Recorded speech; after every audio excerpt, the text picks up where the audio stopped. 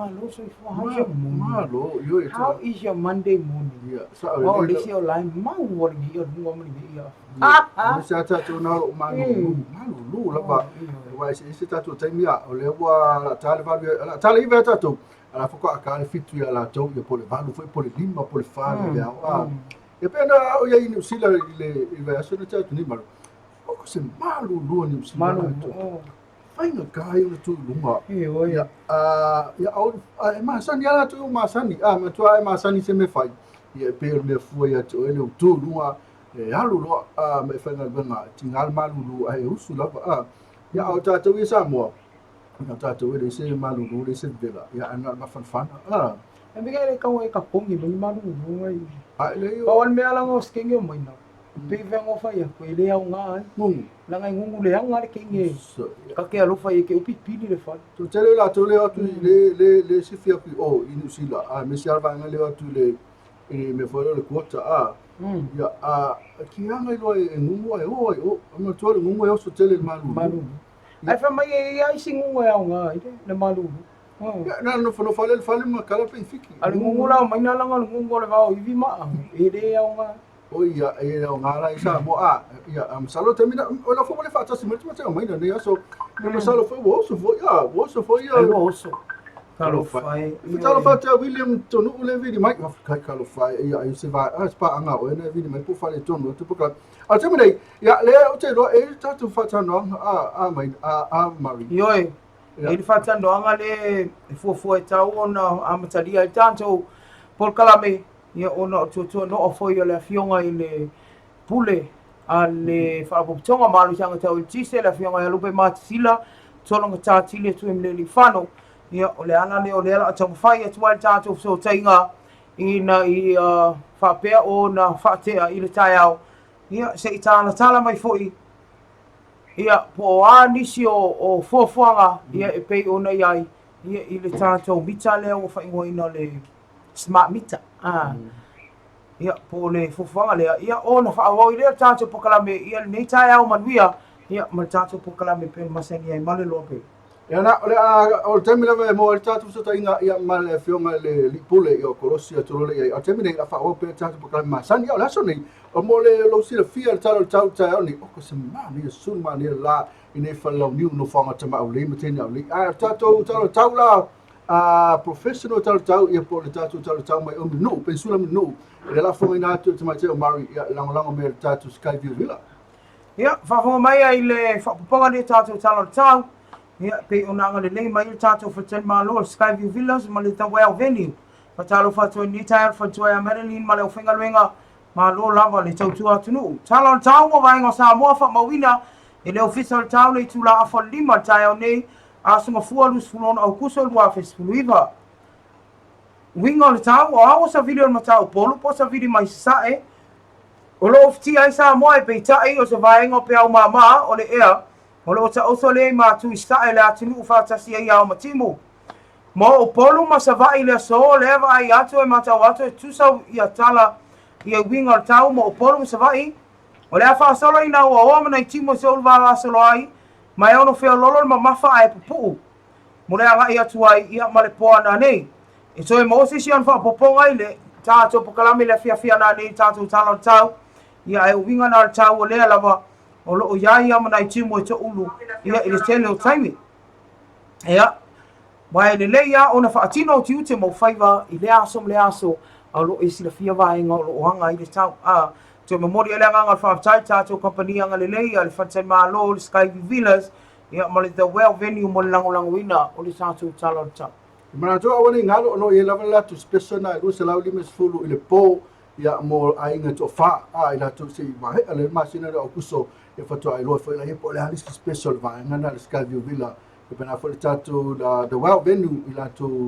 to special na fa ma to masina o kuso ru se lau limes fulu ile po e te nofoi i le tātou Skyview ale ate lo le foi o le tau la to le mena pia e fasela e tau ona ato atele atangata o le ar foi ngai dunga tau le pot e pe tai tele le fa mama avenga wa mai le Skyview Villas ia awa o mo lo wa ingo le fa mai ai fa to fa mai ela smulmuli ia po le asto na ave yai ia lo ainga ia lo matua po toina ia po tamaiti foi ia o lo fa mana tuina nisi o waso fa na vai ngo pina ia po o lua foi o nai se no fuanga i lua hani munai ma nai ale e o lunga ina ia e toi tan no ai ma fa mautua ti li lua maftanga na to ata wa mat hani mun marco makamaki ko do wa sa ele fa o wa kele anga tanto fa poiponga e fai foa pe o to fa to lima to meti e ave uma sa ola mana tua to elisi ngali ina fa to fai poipo nei ko sa ko maka nge Facebook o le ngali konga fai poipo pe ko le pa tele kisi lo lesi kisi lo mana tua lo fai poipo you make kiss the bride yes kisi vai mele kisi le me vai to le mouth to mouth for the word of mouth. CPR, mai. E kisi ala fau, o pei la fala fi lo foi lele ele smalanga foi lele mai. Ko fa ko pa tele. Ko kisi. A kisi o kisi na tasi. Ko ala fau. Kire no la pola kisi na la fai termine le la honeymoon. Ai nga fisiri la pa kele pese. E man to fa ko pa kele kisi. Ya man to kisi a o lo kisi. Ko kisi ya foi lele ia ele mutu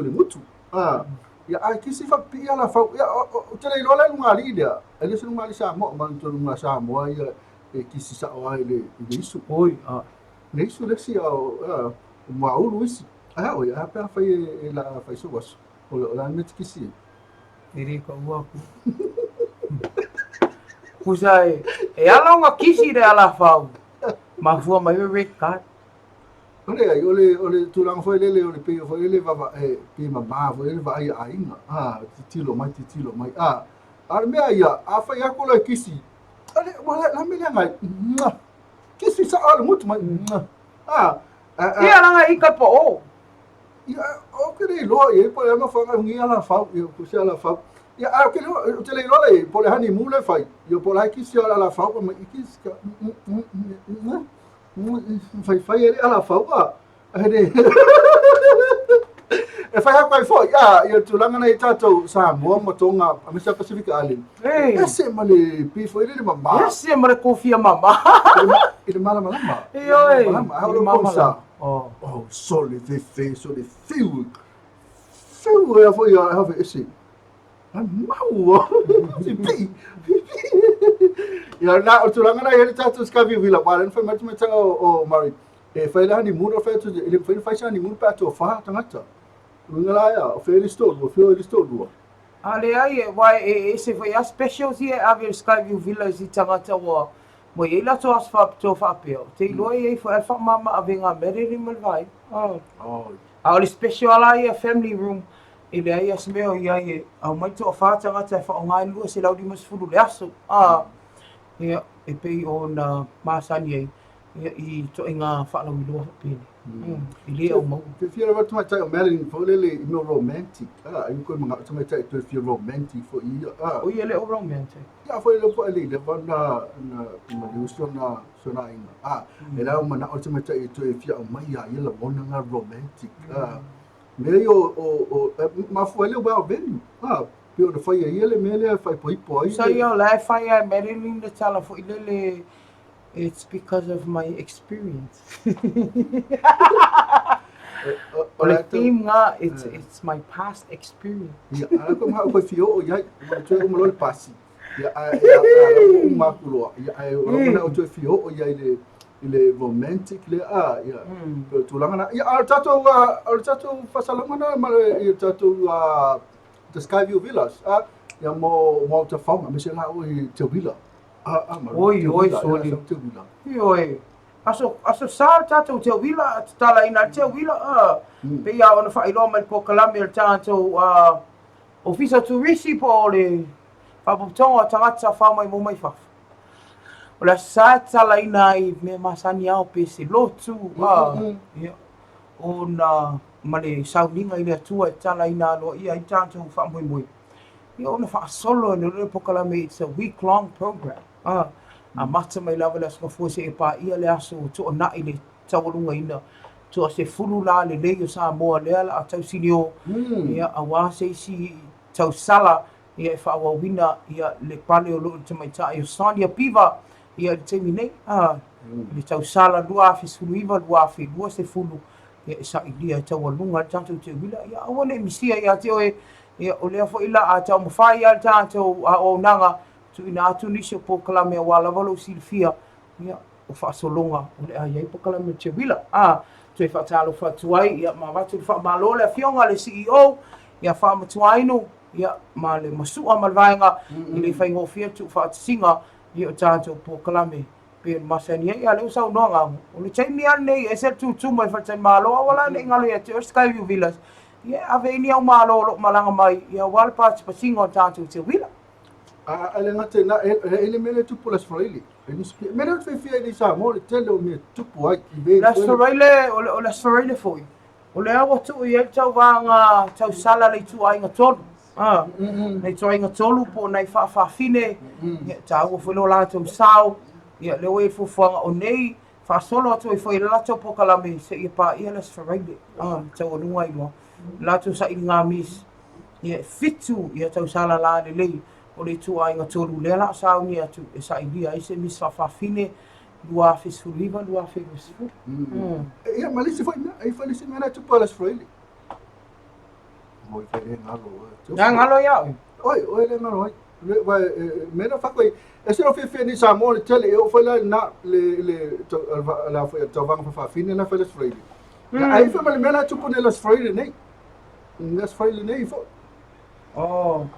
la capi oi o ko avisi ako se vai o tatu champion of champion oi champion of champion oi ya le fia foi lá mo na winner champion of champion ya au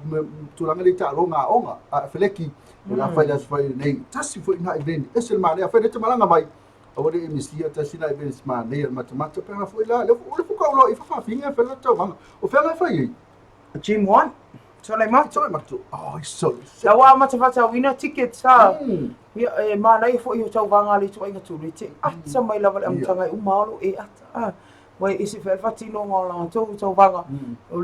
le moto ala vanga ia o le be happy ia mawala ata entertainment kelle entertainment ia o le fianga ia ma le socio fafafini le po ia e fatala fati au sange la le mafuta malo lava se fu malangi malo fo tau tua i malu le tinu MANUIA ngalwenga le nei haso from Sydney le tele au sange o pena foi la ma fa vai solofa ta MANUIA le lo va se lua le ta fo malo lava le tau ata Afrika le la tona lo mafuta mai lunga le tatu YouTube pena fa lunga le website ia lunga le simple radio app atimani ela tatu tu mate mari ia masalo la fatalo fatu le tatu company mari tatu o em tole fatali la tatu wa suta inga mala fionga li pule o le tatu EPC ya ai apole hala wete me mo suta inga yo ko sa o tole ela tatu mari ya e fatalo fatu mari le tatu company le tine tatu pisimani dai ya la vale wa ku sa uni ya pe ya ona masani ai le tu wala vale nganga fi fa sai o tatu company pisilisi ia o lango mo tu mai tau au le ala vai mafai um tātou whiloa i pe TAAEAO mafiafi o saitas. Fatalo fatuai ia tātou company malosi a le ACO Group o le lango malosi leo tātou tala mai Samoa. Mole pa anga o lo walau mai ele mwhai ono tali tātou telefoni temine o le alu le live mole tu mai ni o lo fa anga i lunga o tātou live ia pe a whai o tu langa na o le te walau mai ai fa malu lua tuai ia ele nitu la TAAEAO fatalo fatuai ia le tātou ACO Group le fionga ia masoe le sunga ia vavasa ia e mise lava tātou pulenga blau whinga ringa atoa ma lo le tawatai ia e ala i la o to o nanga wai le tasi se o nanga ia ole ACO chemical le tuo vai la au awone ngalo asiasi ane vai tele ia ole ACO motor mechanic ia por tātou fale engineer ia e mise ole mana restaurant fale inga mo so se so sa ma lo ala le fonga tau mafa ia asiasi ane vai tele au tafatonu lava le pikpea e te maua ele ACO Group po le ACO chemical ia e pe ona lau i lo ai le ngatai lea ia whamalulua atu ia o leo ua maua le tātou so tainga ia male a fionga i le alipule ia o le tātou whaapoptonga ma le si anga tau e le tise ia le a fionga e lupe matasila so tātile tui ma le alifano Ano tele atu tato mo sa tainga mali ia ai ma tuas fa na ia dia fo ka ko asfa misal yo ye pele pola o lo ye temile asfa na na ia fa na to asfa na ma ta yo let's ka ko le la alu to vanga misamo ia o ia na le su yo tato wala le misamo Sponsor LOABAY. tu posa LOABAY Ole familianga le so formula sfana o te mai tai alo Rita Henry Crowley. Famna tuina le so lus fuluono on tausanga. Famni tele le tua ile atoanga lo lus fulu ono tausanga lo Rita. Ia au ngā pea e ona moi am no fingalo alawa. Mawal tātou so tainga. Mele fionga ia lupe matasila. Ia le li pule tātou fa boptonga malo sianga tau ele tise. O lea o te fia i lava e whawhailoa i atu. Ia nei TAAEAO lau fionga lupe matasila. Ta lofa lava. Ma lolo so i fua lau fionga. Nani mai. Da fionga ma pokala ni TAAEAO. Ia, ona o te iloa e nofo ai olo lau fionga. Ia i fuafuanga whai al tātou whapotonga. Ia wai le o leva ai lava le ma lo. Ia lua sulfai tu la fitu aso al vai aso. Ia o le mata upo alo o fia mau is whatano anga malaua fionga. Ia o le tātou smart meter. E pei lava ona fsilingia to tele ia tu wina atu la noa i laua fionga lupe matasila se e sau noa ia o le ale mafu anga o le foi to inga plan ia ai po a fea foi o le a matali ai. Ia paftai mo le amanoa o le morse fian malo le tulu. O le tātou po kalame o le smart metering. Ia o le proketi le po kalame e sui mai tātou mita o lo iai te mei. O le tulanga la te ona ye temin nei ya o mai ona fabipi foi ai tu ai na mita i no business o mo le tol se la ula foi mo mita o mo fabipi business e su ye mita tu ai lo ye temin nei o si ti ho yo le o le tele o mita ye temin nei o faisi tu ai o le technology ho le ba na illa lang temin nei e o le toinga mita le tātou smart metering e mawhai ona whaitaua tui nei mātou ofisa i songi ia pe mātou matai tuina e fōi le tūlanga oro e whawa ina le tise maro le tulu. O le lau mai ona pi hoi mita tōru sa lau i business ia whamoe moere e o masina fōu a matai ona whapi mita i tātou domestic consumers o le anganga maurunga. E nei mawhana i se si tanga maurunga o le tūnanga lau nanga le tuina to le tise. O le whongana nei a whape e whapipi tātou mita fōu i an masina fōu o tau smart meters. Ia e te sui whae te wharonua po le ofisa ho le PC whatau waila o cash power po le prepaid meter. Ia e le to e sui na tui a any tokens fo i e po ni numero jau le pangi na mika. E o komeki ao na alu leo whainga o i mita na whaatau i na mita whai hui lao no mātou mata i tui nā tui nei mātou ofisa o tū. E peso tau whapur pura tū nā tātou poroketi rea ngai e tātou wharawi tonga mar maro. Malo sau noa tolonga tā ia o le maua atu ia whai asi na te lea i fo i o le fisosoani mo le malo le atinu. Ia e mai se lava o le whainga tā leo na tau malanga mai. Ia wa lava le whaatau ino o tātou pepa ia mo le tulu ino o tātou mita po le mafuanga tonu lea na la ino na esto whai lau fionga mal pūlenga. Ia pe o leisi na mafuanga o leisi na aina i le tātou poroketi rea. O leo mai ona whapipi no whanga foi e pe ama le spraudi maskulu ia no whanga hoi te tua e wharoloa. Pe mafuanga na leisi whainga le leina o tātou poroketi. Awasari miti le te leo tātou system paina iai. So e telefonu maru la tūrua tāsanga mai na ia whātele no whanga tūa whātau ele tisi. Ia ele mwhanu whai tātou system tuai. O le tūlanga lana leisi vaenga tā ua nā poroketi nei. Ia o leo a whāsoi poria umai a whio awa hoi tua.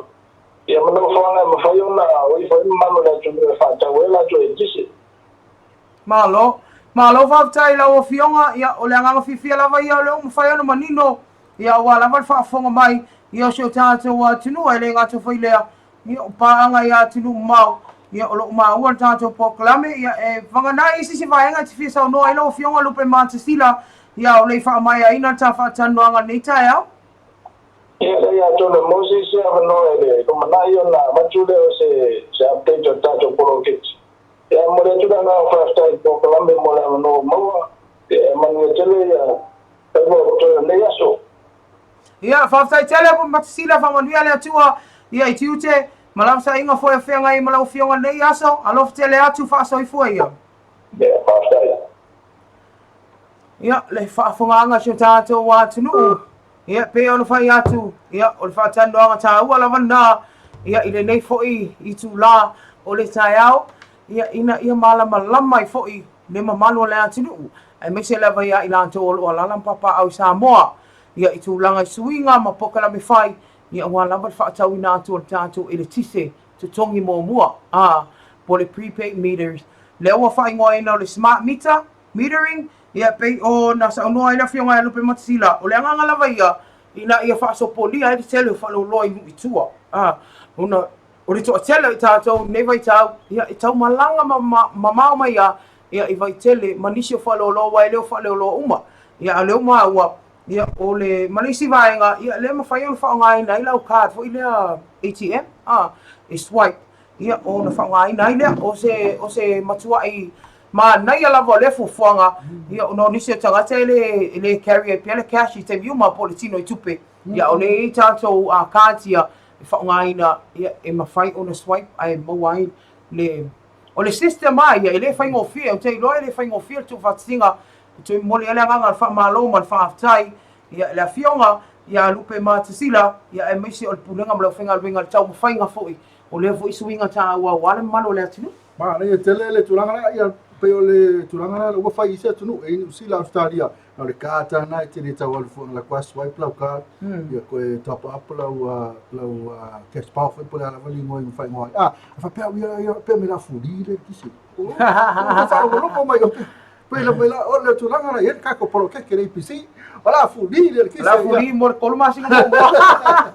ya ano tawayo Mario le ba tu wa afale iva ya bo tau fa fanga solo tau kalame ya e foi nei tutu ngi a mesi la me lo tupu ni aso ina ngate I fa misnonga le pena foi fanga ni aso moni ya ole o tulanga foi no foi o lo no le toi poste lilo le so ia o le lava awina ia ta wai luma fa sinonga ia wala ba lo to pa ia mlo to malu ia o le mafuanga lea a ele mfai ona tu ai lalo le nganga fa taina ia ta company pisilisi ia e pe o Ako group ia o le tato cafe la Terrano o le tato MS rental ia o le tato Wilex fa talo fa tuai ia sawa I le tātou Pivas Boutique ia o le Skyview Villas Pivas Boutique e ona le ofu lau te ofu ina TAAEAO nei mo o tau na e sua se mea alofa ia mo tina hoi pota ma e maua I so soi ngā la e lava ia a wafu fuanga I pe ona o tā ua ia asi ane le Pivas Fexpo o le tātou Motonga nga mo tonga complex wale leia le memory o le SAP ia o le vai lima ia ma tato company mana pe ia ona tom lau na tu mal pulenga o malu sianga tau el tise ia mai se o le tato pulenga o tangata fa mai mo mai fafo fa tai tele ia le lango suma mai ia walawa tato pokala mi fai le aso le aso ia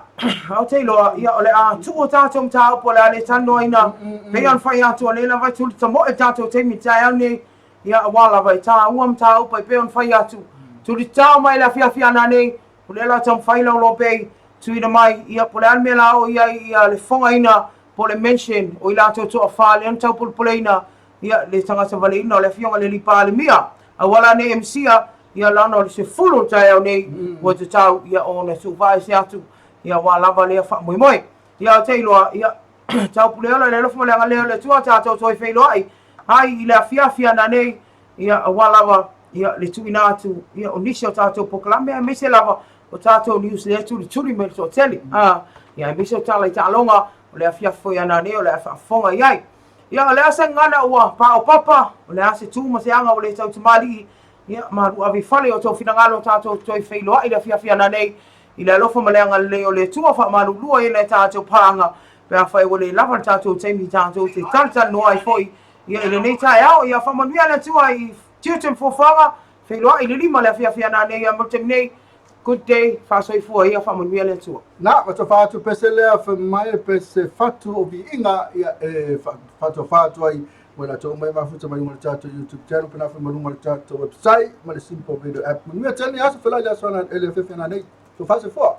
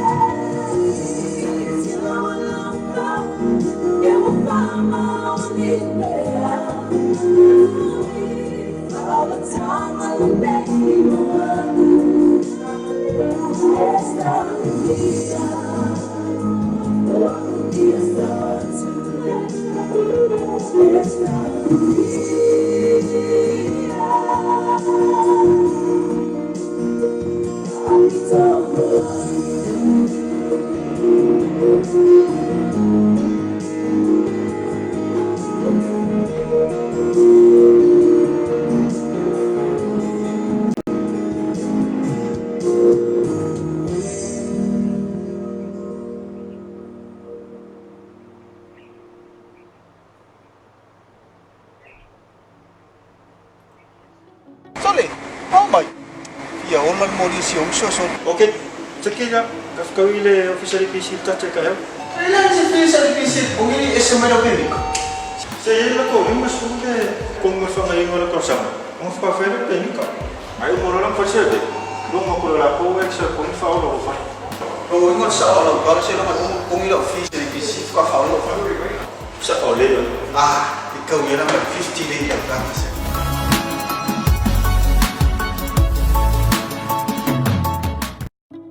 Sole, oh mai.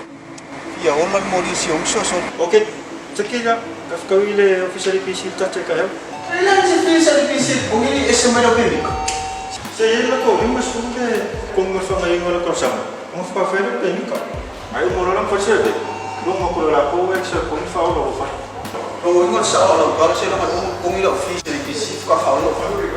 Sa ole yun. Ikaw yan ang 50 day ang kasi.